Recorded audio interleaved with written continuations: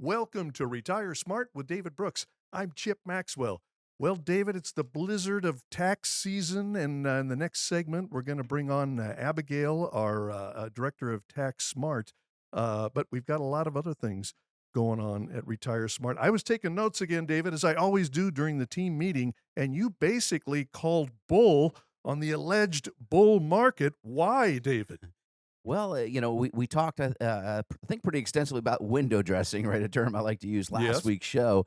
And the market, and just so you know, April historically is the best performing month in the market. So historically, it is the best, and so the market is performing at least thus far here accordingly. So it's going up, and we just had our most recent read on inflation, CPI, Consumer Price Index, and it came in better than expected. But Markets up, inflation better than expected. but better than Why are expected. you calling bull on this? Well, core inflation is still 5.6% year over year. So you're still paying 5.5% more for all your goods and services. So do you have more money in your wallet, Chip, or less? Well, you're going to end up, you have less purchasing power, less buying Well, power, that's for wages, as sure. we know, are only Mhm. growing at about 4.5%, and Yeah. inflation's still 5.5. So you've got You're less losing. money, right? You're losing on that Absolutely. deal. And so we know that earnings coming out in the near future are not going to be able to keep up with the expectations of Wall Street. But again, we always talk about Wall Street likes to slip the bad information out slowly. They can't give it all out at once, Chip, because they have to interview for their job every 90 days. Right? It's called earnings season. Okay. You got a quarterly report, and so you're not going to drip out more than you can withstand until you know your job is safe. Now, if the CEO's job is safe, we've talked about good CEOs, they'll just put all the bad news out there. They want their stock to go down in value because they're going to buy it back at a cheaper rate. We've talked about that, but yeah, we do not have a lot of confidence that the American consumer can continue to spend. As we've talked about, credit card debt is at an all-time high, over $1 trillion. The average interest rate is up to 24 and change percent on that debt. Think about that. And then you've got oil prices still going back up because, again, the administration doesn't have an energy policy that is benefiting Americans. There's just so many bad things out there right now. So the great news is there's an opportunity before us, if the markets are still holding up, to maybe get some risk off the table if that's something that concerns you. Well, speaking of bad news, David, you sent me a chart that we can include in our YouTube channel from the Federal Reserve. And it says U.S. bank lending drops dramatically. Bank lending fell by a record $104.7 billion in the last 2 weeks of March. And as you explained in the team meeting, that's going to have repercussions down the line. Right. Companies that want to expand, want to acquire their competitors or grow, or they want to spend money on marketing, organic growth, they're going to typically need some capital to institute their growth plans. And so where do they get that? They get it from banks, mainly small banks across America. This is what they thrive on, making loans to business. This was the biggest drop, Chip, in 2 weeks in history. I cannot stress that enough. Bank activity is grinded to a halt. We talked about, is there a bank run? We talked about that, a quiet bank run, right? Yeah, it's happening, and this is why banks have less capital, so they have less deposits and reserves. They have to lend out less money. They have to have reserves to match the loans. If they can't lend the money out, that's where they make money. Are the banks going to have better earnings 3 months from now or less? No, it's going to be less. Absolutely, it is. And so again, if the banks are, and they're a critical part of the overall financial pie, if the banks are going to be unprofitable, you can imagine all the companies they lend to are going to have as good a rosy profits as well. And of course, the job layoffs just keep on hitting the news wire. Well, you're So not alone in your perspective, David. The International Monetary Fund, the IMF, sent up a warning signal recently. The headline from CNBC is IMF cuts GDP forecasts, says global economy heading for weakest growth since 1990. Are we in this trap, David, where we have to choose between either pushing down inflation or increasing growth? Can we not have both? not in this environment. No, you can't. So Okay. yeah, you're right. We're at a choice now. Who's going to flinch first, right? Are we going to have a Paul Volcker moment like we did in the '80s, where they just ripped it off and took interest rates to the moon at 20%, basically, to just kill inflation once and for all? And it did. It worked, and inflation was kind of stuck in the drawer for a couple of decades, really. And now we have this 40-year high inflation number we've been working off of for the last year. But 5.5, 6% inflation numbers are not sustainable in the American, unless we had growth that was better than that. If you had GDP growing at 7 or 8%, 5 or 6% inflation would be fine. But do we have that growth? No. And as you mentioned, the International Monetary Fund just cut the world growth They just took that number down to about 3%. And if that's all the growth, that's including all the emerging economies, et cetera. Those are emerging economies typically are growing at double digits, right? Because they're just kind of coming online, so to speak, economies. But big developed countries, Europe, the US, China, are not growing. Now, I will tell you, China, at least, it has an easy monetary policy. They're going in a different direction than the rest of the world. And so there may be opportunity there. We don't know. But the rest of the world is in contraction mode. They're in a tightening mode with the central banks in Europe and the U.S., and they're still having to fight inflation. And we talked about it. Inflation is even hotter in France, Spain, Europe, Finland, all over Europe. We're still looking at like 8 or 9% inflation average. So not a good looking picture going forward. Another mark of economic health, of course, is job growth. David, we just got the March job number. Here's a Fox Business headline. U.S. job growth slows in March as economy adds 236,000 new positions. We had a few months of good jobs numbers, but this one, slowest pace in 2 years. Yeah, I mean it's we finally got back to the amount of people employed pre-COVID, but with population growth in the last 3.5 years, we should be well beyond that. We've talked about if you're not adding about 500,000 jobs a month, we're actually going backwards right now. And this was the lowest number, as we said, in a couple of years. And on top of that, when you break down the numbers, almost 40% of the job growth here was the service industry, which if you've been out to a restaurant lately or to a hotel, they're all short staffed. I mean, from the front desk at a hotel, can't even get me checked in at recently I was at a hotel. I had, they apologized, but just 5 people waiting in line and they had no one to even just check you in the hotel, right? Restaurants, how many times you go to a restaurant? We go to a certain establishment, my wife and I, a lot after church, and this poor young lady, she's doing a great job, by the way, because we always take care of her really well. But Sunday after church, we go, she's the hostess and serving about 7 tables on her Oh, own. my goodness. Yeah, because they cannot get people to just show up to work. It's the craziest labor market. Now, there is some good news out there for our boomer clients and our senior citizens. 55 plus is the fastest growing employment segment in America. Companies are now sourcing you out. They are reaching out to semi-retired or retired folks to hire them, even if it takes longer to train them on certain things with technology, et cetera. They know they have to invest more to get the individual trained. Like Chip, I don't know if you would learn how to use some of this new fancy technology and just putting you in that category, right? I resemble that remark. But the reality is, guess why they'll invest in that person? Because guess what you're going to do at 8 o'clock every morning? You're going to be there. You're going to show You're going to up. be reliable. You're going to be dependable. And this is hugely important. We have a generation. I mean, I can tell you, friends have had people, they've hired them, and come Monday, they just, I decided not to take the job. Yeah. And you've already invested in all the things to put the person on benefits, set up a computer, purchase and I changed my mind. I mean, it's hard for me to fathom that because I don't have the temperament literally to put up with that kind of stuff, but this is the reality we're in. And so we're in a new day, and these job numbers are showing you, unless something changes, the economy is going to change for the worse. And so we have to stop giving free lunch out. And there's several states that are still out there advocating stay at home. We'll figure a way to give you stuff. And of course, we know that's just buying votes. But anyway, David, we also zealously track tax policy because, as you so often point out, that is one way that people get blitzed and blindsided in retirement on taxes, tax traps that they don't see coming. I'm going to hit you with 2 headlines and let you run with them. One's from Forbes. What tax changes Biden proposes and more. Tax policy in the Treasury's Green Book. And then the Epic Times had a headline. IRS report announces major changes on who it targets for audits. David, take those 2 and run with them.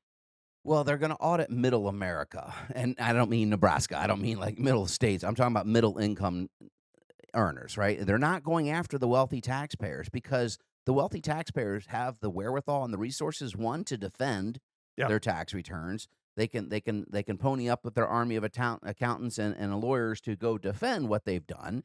And so the IRS has to go a long way around the horn, so to speak, to get any results there. Where if they go after middle-income Americans, dual-income couples making $125,000 or more, and they find out, oh, you know what, your donation wasn't accepted or what have you, maybe an business expense you wrote off, and they challenge you, well, you're probably not going to have the resources necessary to defend or fight that, so you're just going to write the check, and that is their hope. and they had the IRS commissioner testifying before Congress explaining where they're going for this money. That's a shakedown Yeah, racket.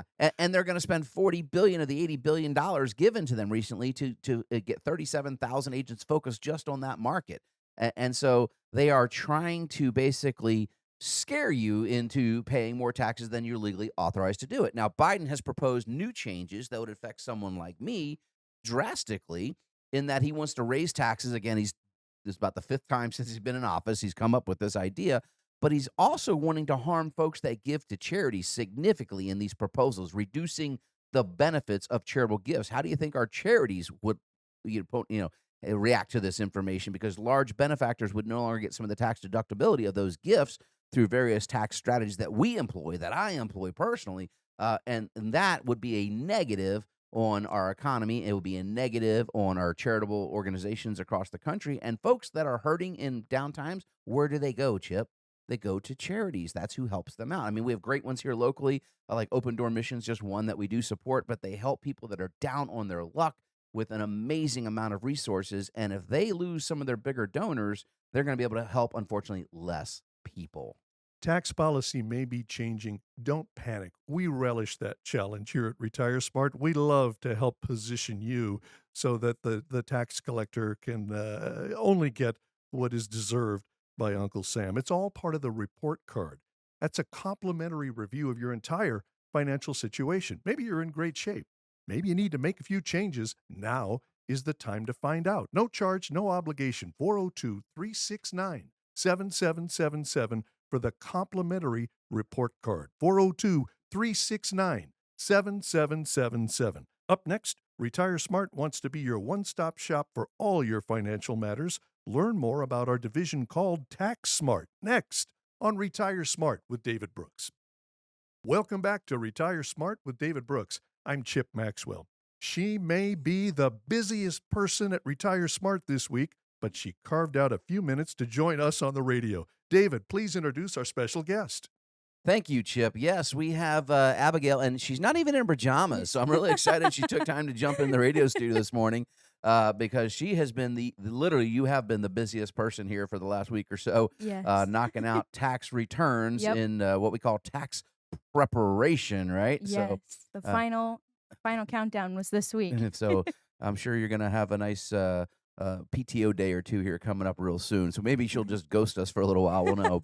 But before she gets out of town or takes off, you guys might want to get on her calendar here coming up, Yes. because what we're going to talk about today is, look, tax season's over, and you might get like me and get a little frustrated by the size of that check you have to write, Mhm. and postmark that thing, and like if it makes you squints or just your muscles tighten up, clench, then maybe what you need is proactive tax planning. Absolutely. And this is what Abigail focuses most of her time every year on, is tax planning. So welcome to the show, Abigail. And Thank you. Thank you for having me. absolutely. And so exactly, we see you just chipper and knowing that tax prep season is over. So let's talk about tax planning though, and how you're able to help. Let's focus this week, if we could, kind of on our entrepreneurs. I'm a serial entrepreneur. Mhm. I get yelled at because I've got 5 or 6 businesses I haven't even started yet. I always like to tell my friends about, but I Yep. can't help it. But a lot of business owners, because they have a great idea, right? Yes. And there's an old saying, hey, you make a mean cup of chili, maybe you'll open up a restaurant. No, that's not a good idea. From somebody who's been there, but they open up a business. This could be landscaping, a fencing company, a pool Yes. company. It could be electrical company, plumbing. But nobody ever told them, hey, what entity should you Mhm. structure your company in, right? Absolutely. Yeah, I think a lot of people just start a business and either, think LLC or just kind of ask a couple people around them what they have and don't fully do the research on what is best for them specifically, tax reasons, we like looking at an S corp and C corp. I mean, we all know, or a lot of people know, that the C corp is double tax.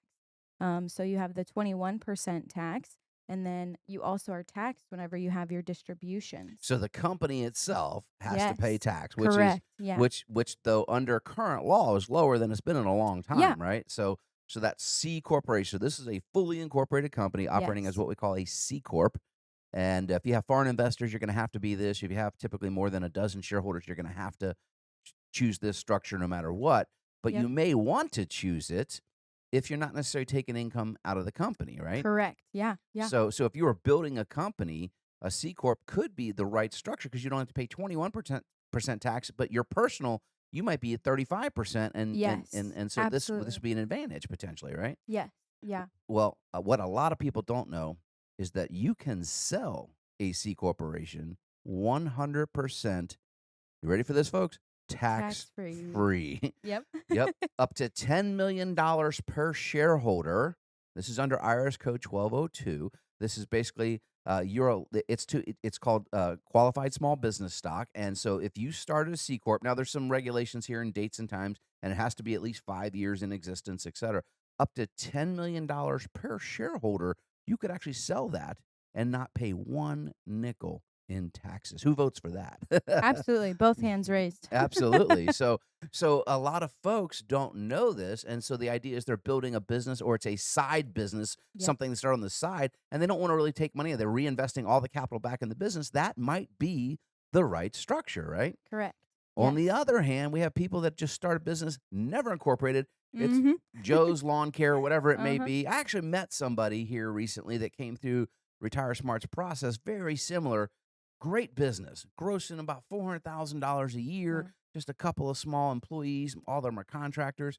Mhm. Schedule C on the tax return. There's nothing incorporated. There's no liability protection, Oh, nothing. wow. And this is working with some equipment that might have some liability tied Yeah. to it, Yeah. right? It's in the construction industry, and we just Wow. quickly showed him, if you consider, setting up a corporation here, the right structure, we could probably reduce your tax bill. In this example, I think it was about 15,000 per Wow. year. Yeah. Yeah.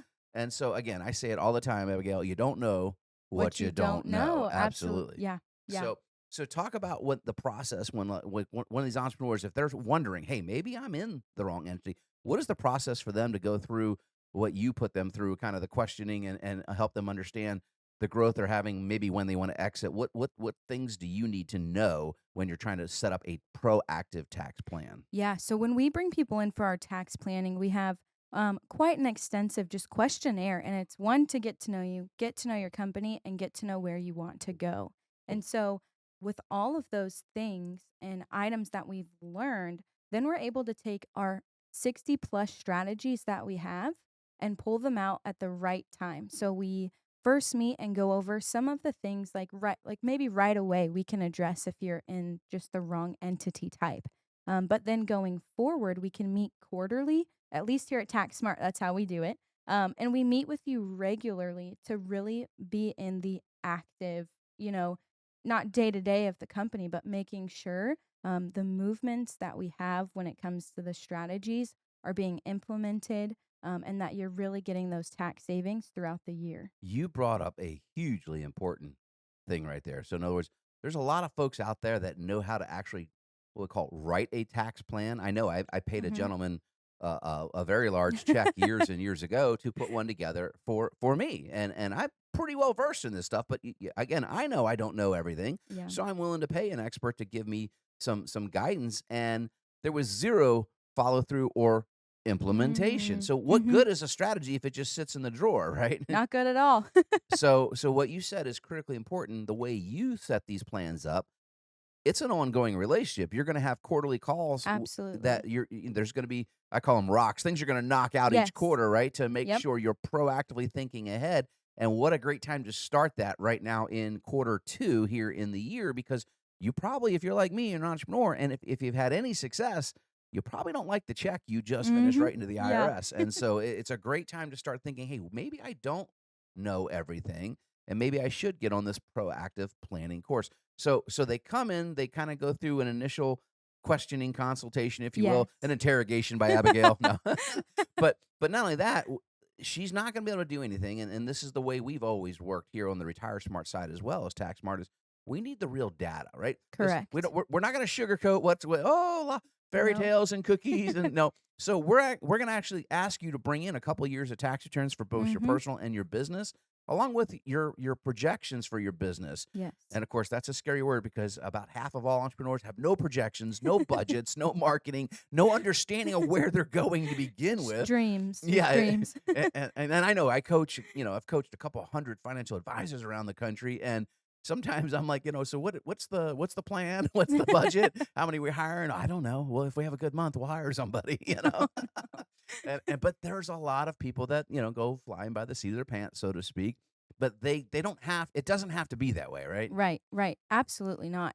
I mean, and that's one great thing about tax planning is you pay your taxes, once a year and then move on, unless you're doing quarterlies, business estimates and stuff. But the tax planning, again, is walking through with people to make sure that throughout the year you're paying what you need to in taxes. I like to tell my clients no more, no less. Yeah.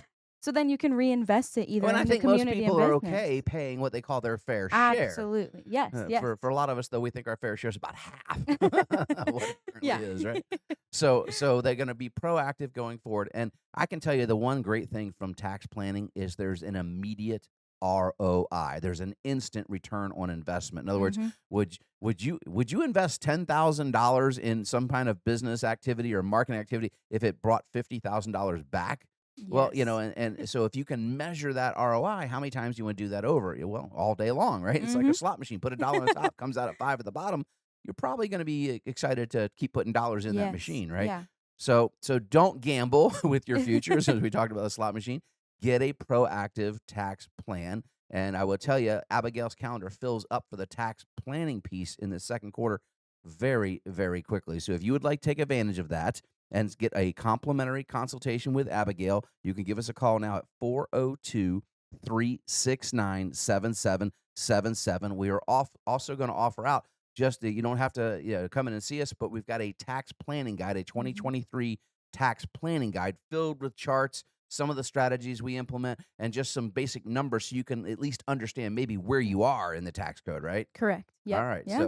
So listen, I know we're running out of time for this week's segment, but I appreciate you taking time in the the last week of tax prep to stop. And thanks for not being in pajamas. I'm really impressed. So. All right, Thank you. we'll talk to you next time, Abigail. Thank you so Yep. much, Chip. What do we have next? Up next, you have questions. David Brooks has answers. Q&A is next on Retire Smart with David Brooks. Welcome back to Retire Smart with David Brooks. I'm Chip Maxwell. Into the Q&A we go. David, the first question is about our SMART process. The question is, I got a mailer for one of your dinner presentations, but I did not respond. I like your radio show, but I've been to a dozen retirement planning dinner presentations. I enjoy the free meals, but the presentations all sound the same. What would be different about yours? I can tell you, it's probably going to be very different from what you've been to, and we sometimes actually joke about it at some of these events we'll do for folks because number one, most of the time you run out there, somebody runs through 50 or 60 slides on a PowerPoint showing you how smart they have a magic bullet chip that is going to fix whatever ails you, The right? magic annuity or Yeah, something? yeah. It's a product, right? So Mhm. they're usually either presenting something like an annuity, a real estate investment, maybe oil and gas, just all these rah rah rah. This product does all these amazing things. So one of the first things we do that is different at some point in the presentation, I usually kind of cover three really important attributes of investing, right? And I'll often ask somebody, a participant in the room, why would they invest money in anything? And usually the answer is, well, to I make want to make some money. to make money. But then we start to joke. I was like, absolutely. However, some of us are willing to take more risk to make that money or that return than others. And I joke about it all the time. Melissa and I, my wife and I, cannot be further apart Melissa's on- mattress money. on the risk spectrum. Absolutely. She prefers I've been the more- paying attention. Yeah. So I'm willing to take a lot of risk. My wife, not so much. So we have to make sure we understand when we're targeting a growth, that's the first attribute. We want our money to grow. All right. The second attribute you have to consider is the investment safe? And it's not always going to be safe. Hence, stock market, it doesn't matter what you're investing. But if you get safety and growth, there's a third attribute you're probably going to leave out, and that's called liquidity. Can you actually access your money, right? And you can't get all three of those, growth, safety, and liquidity, in anything. It just doesn't really exist. Yet most of these presentations he's talking about, people go to and they're told they can do all these great things with whatever they're presenting. So we don't, number one, what's different? We don't talk about any products, all right? That's not what we do. We talk about our process, and in particular, we'll usually be talking something about the tax code in one of or two or sometimes three or even 4 or 5 strategies of the 65 regular tax strategies we utilize. to help put our clients in a better position. And also, we'll talk about how to allocate your assets, not only those three attributes I just talked about, growth, safety, and liquidity, but on a tax allocation basis. And it's so critical people understand there are certain accounts you should take more risk in than others, but most people get it completely wrong. So I think our questioner would probably really enjoy the presentation and see things from a different view. And we'd be happy to give you the meal as well if you like that part. I just want to tack onto that, David, that I know some people, because I know from conversation, they hear us talk about the smart process and we got our system and we got to, and they worry that, oh, well, we just run people through. We have our system our way and it's a one size fits all. When you come in and talk to us, you said it very quickly. I want to make sure people heard that. We have over 60, just on tax strategies alone, we have over 60 different strategies we can utilize. We visit with you, we listen, we learn. It is not a one size fits all Look, process. what we like to do is we want to serve our families that we serve, and we've been able to serve over 600 local Omaha families in the last few years alone. And we're adding to that service model about 200 plus families a year now. We have 10 licensed advisors here, and so we actually have this. It's called a serve model, Chip, that we follow. And I'm blessed. A very good friend of mine who owns a practice in another state turned me on to someone to help me kind of take what we do and really drive it into specifics so we can serve our clients correctly. And that's basically, it's just we're going to set the agenda with you, what's important and what matters to you. Then we're going to evaluate your current situation, right? We're going to review what you've done or haven't done to fix that, and so the model lays out exactly all the answers. And then if we're a good fit to go forward, we'll talk about that. But you may be in a good shape. So sometimes people just need to get a second opinion and they find out, you know what? And the SMART process you talked about, Chip, it's the 5 key areas that matter for a good holistic financial plan. And if you're okay in all 5, we're going to tell you that. Send you on your way. You may not need our help, but maybe there's one area, maybe there's 2, maybe there's 4 or 5 areas you're desperately seeking guidance and help on, and that's what our system, the SMART process, is built on. Well, I hope that questioner picks up on the next mailer. I'm sure he'll get another one from us, or just come in and get the report card, 402-369-7777 for that. All right, David, next question is about 401k RMDs, required minimum distributions. The question is, help me understand the mandatory 401k withdrawal rules at 72. Is it still 72 or is that going to change again? And do I take the same amount out every year at the same time once I start withdrawing?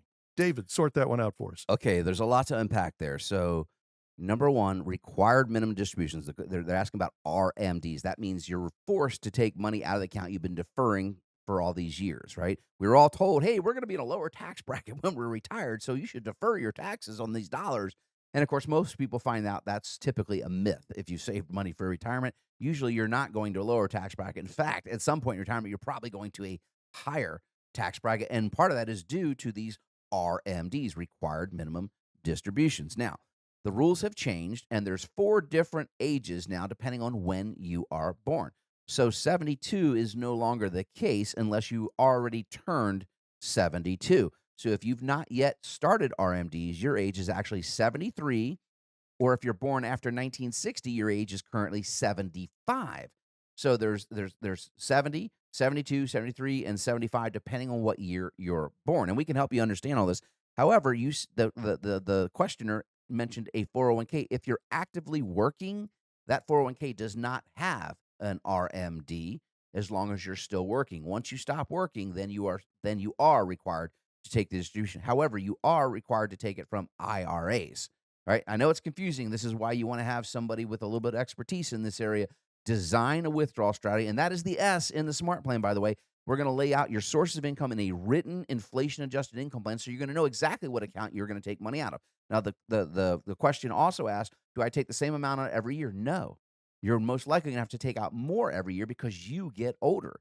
The way we calculate this is off of the IRS has a mortality table, and the shorter your life expectancy, the bigger the percentages we're going to make you take out. So as you get older, you're forced to take a bigger chunk out of the account. You get to your mid-80s, you're having to take about 1/8 of your account out in 1 year. What does that do to the tax bill? Ouch. Absolutely. So Yeah. you've got to have a proactive plan for this stuff. And this is where we can save clients tens of thousands, if not hundreds of thousands of dollars potentially by understanding the rules, the withdrawal rules, and taking advantage of things and incentives that are in place today. Social Security's up next, David. The question is, my husband is 59 and I am 54. We have been together for 31 years, but we are not legally married. We're starting to think about Social Security. Will we get spousal benefits? My husband earned more than I did in his working life, so his Social Security payment will be larger. If he dies before I do, will I get his Social Security payment?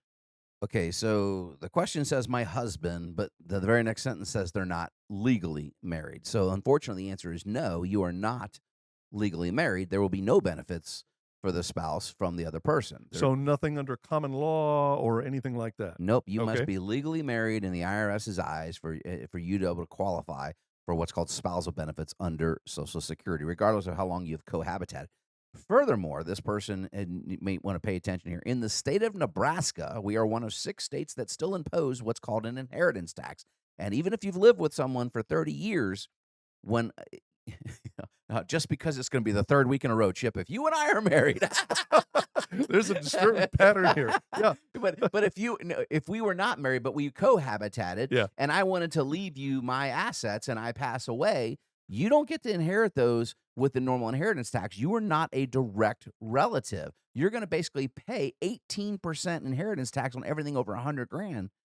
That's a big ouch. You leave someone the house, you leave someone $500,000 in a 401k, 18%. We're not even talking about the other taxes you're going to pay on income tax. We're just talking about an inheritance tax if you're not married. So I don't want to give marriage counseling here, but hey, 31 years, I think they said they're together or something. Maybe you should go ahead and sign that piece of paper. At least a justice of the peace or something. Yeah, so that and they may find Okay. out, and I know they may consider themselves married in the church's eyes, and I understand that, but they may find out there are some tax savings to be had in their current year planning by being married. There are some advantages depending on your income level. So a lot to unpack there, and be a great candidate to get the report card and understand where they stand and what actions they could take. Yeah, right. Meanwhile, you better find a new example, David. My wife is starting to ask questions.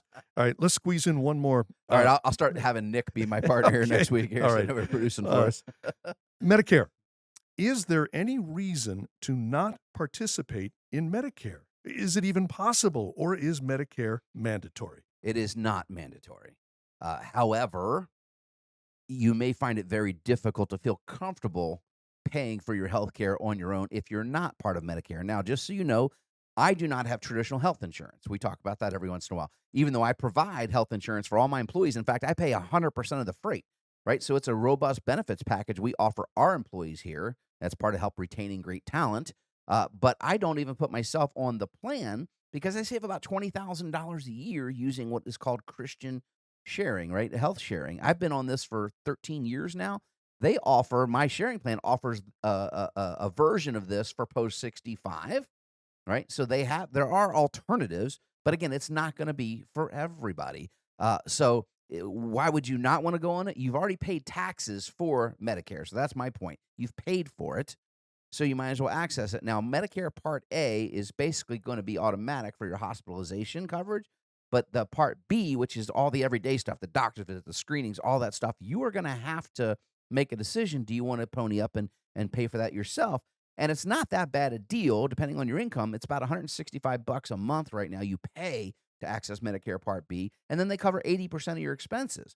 And so you can still buy private coverage. These are called Medicare supplemental policies. And here in Nebraska, they're rather cheap compared to the rest of the country. But for about $100 to $120 a month when you turn 65, you can have an insurance policy that pretty much covers everything else. And again, we teach all this in the ABCs of Medicare class. But don't tread lightly just because you don't like the government and turn down a benefit you've already been taxed on and paid for. You might want to find out what those gaps in coverage are. We're out of time for Q&A this week, but if you have questions, take advantage of the report card, 402-369-7777. No charge, no obligation. As David said, we'll review your whole financial situation, and maybe you're in great shape.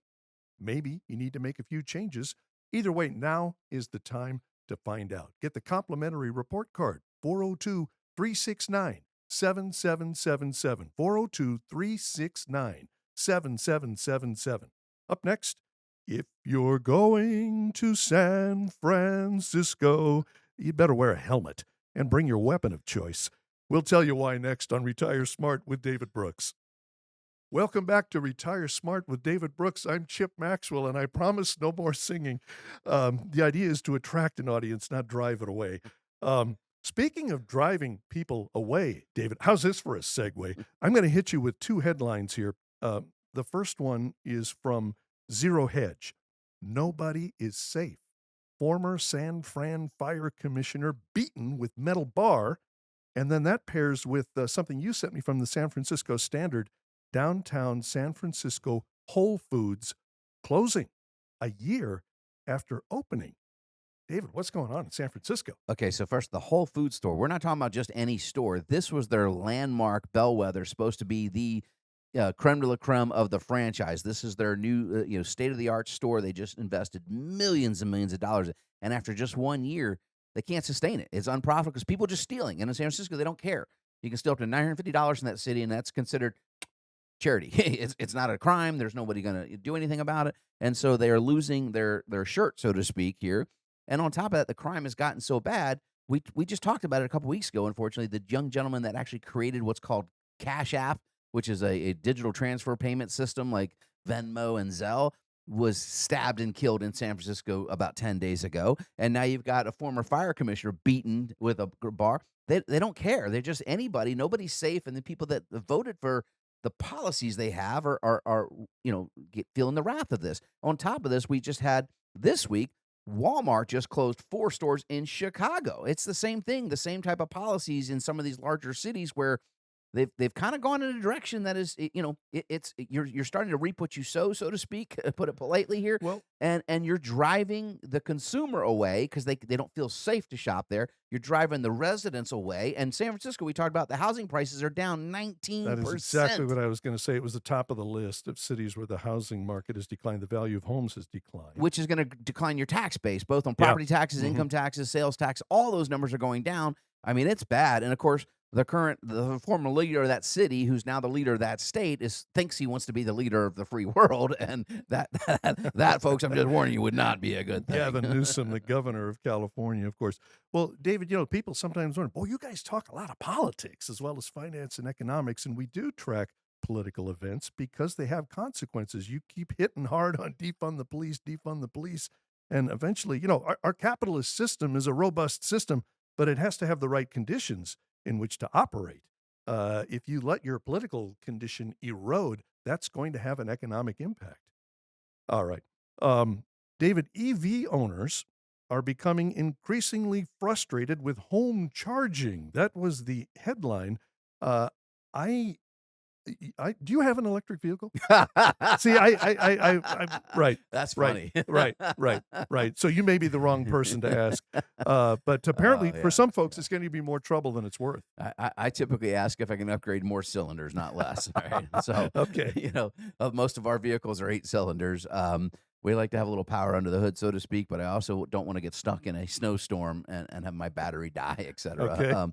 But anyway, look, I understand the traction to EV vehicles, the electric vehicles is Tesla made them sexy, so to speak, made them fun, made them attractive because let's face it, the first couple of versions of like the Prius and even BMW's first electronic vehicle years ago, they just looked like little blob or amoebas driving around. They weren't exactly like, wow, that looks awesome, right? And so now, Tesla forced the hand of all the major automakers around the world, and now they're all producing electric vehicles. The problem is the reality is coming. One, the reliability of most of these vehicles is not good. Ford, we've talked about their troubles recently. They have the F-150 Lightning, which they, had all this fanfare around all the record orders, but they had to stop production, not once, not twice, but 3 times because of all the problems. They cannot produce it. On top of this, the owners of these vehicles of all makes and models are frustrated because when you plug it in home, if you don't spend the upgrade to get a supercharger put in your house, which is thousands of dollars, Chip, then you have to just plug in the old-fashioned outlet like anything else. And some of these cars will take a week to charge. Oh, there's not enough juice coming out of Right. a regular you outlet. can't get enough juice Yeah, to charge right. it in an inadequate amount of time. You maybe get enough charge to run to the corner store and get some milk or eggs if you can afford the eggs. But you can't you can't rely on this. There was actually another story on Twitter. Brian Sullivan, who's a CNBC personality, on-air personality, he's been putting some unique pieces out on this very topic this week. He's interviewed people. There was a young lady, and I don't remember what city, so I'm paraphrasing this, but she bought a brand new Kia EV vehicle. and they have these stations you pay to do it. And she bought the vehicle under a lease deal with Uber, who helped her facilitate the car, but it's $22 a day to charge it. At these stations, $22 a day. So if you're working 5 days a week using this EV, that's $110 a week, where a tank of gas might be $60, right? Right. So it's costing people more to actually use this vehicle that's supposed to save electricity and save the planet. And of course, where does the electricity come from when you do step plug into that charger, Chip? Just Somebody's curious. burning some coal somewhere to Yeah, get you that so electricity. this fallacy that it's really saving the planet is, in my opinion, a complete myth. And there's plenty of data to have debates on this, both sides, I'm sure. And then, of course, I always say, if you're truly the environmentalist, have you ever seen a lithium mine? You want to talk about our cobalt mine destroying the earth. And if you ever fly, by the way, if anybody here ever takes vacations in Mexico, you fly out of Phoenix and head south, you'll see some of these mines. You can see these gigantic holes in the ground out in what most people don't realize, the desert. I go down to Mazatlan, Mexico, and do some mission work down there, and we fly over this gigantic hole. It's one of the largest cobalt mines in the world, and it looks like something from a movie. It's so big, and you're up 30,000 feet, and you see this giant hole, and that's what it is. And it's nasty. But anyway, look, these things are still not ready for prime time, and the problem and the proof of that is they keep having to give more tax incentives to get the sales up. And Biden is proposing more of that this week. Hey, we're going to give more tax credits. And what do all the automakers do the minute they get a new tax credit? We raise the price conveniently the by price. almost exactly the amount of the tax you have credit. that much more in your So, pocket. yeah, so that Yeah. it's a ridiculous notion to waste taxpayer money on these credits. It's ridiculous to think that this is ready for prime time. Now, maybe you have it. I do have a friend of mine that has like 3 vehicles. One of them is electric vehicle, and that's just their errand running car. But they would never use it for their commuting, et cetera, everything. And again, I have friends that have Teslas and love them. One of my really best friends has a Tesla Model S, beautiful car, but he doesn't. And he lives a couple hours away from here. When he comes to visit, he has to rent a car because he doesn't trust it for the 4-hour drive. Oh, So, no. But anyway, it's to each his own. And again, I just think EV vehicles are a bad tax policy instrument. End of story. Well, see, and that's where the report card can help you. If you're in a jam and you're trying to decide, well, do I want a Tesla or do I want to be able to afford a dozen eggs a week for the near future? We can help you work through that. All right, David, let's end on a positive note. This is from Wallet Hub. Well, here, let me set this up. So what was it, about 6 years ago that you moved from Florida to Nebraska? Yep. Am I right? Okay. Absolutely. So here's the headline: 2023's most and least financially literate states. Ladies and gentlemen, we're still struggling in football, but number 1 in the nation in financial literacy, Nebraska. Coincidence? So I think not. No, I'm ready to give you the credit for it, David. Well, I've been preaching literally financial literacy You have? at workshops, at Mhm. colleges I taught at locally here, at our events, at our client events, at our prospective client events, at our just pure educational events. Financial literacy is not taught in this country, and so I've been passionate on these airwaves now for 6 years with this message that you need to get educated. And it's kind of cool to see that Nebraska literally is number 1 in financial literacy. Now, within there are subcategories, and we're not number 1 across the board, folks. We're number 1 basically as a collective. And so congratulations on that.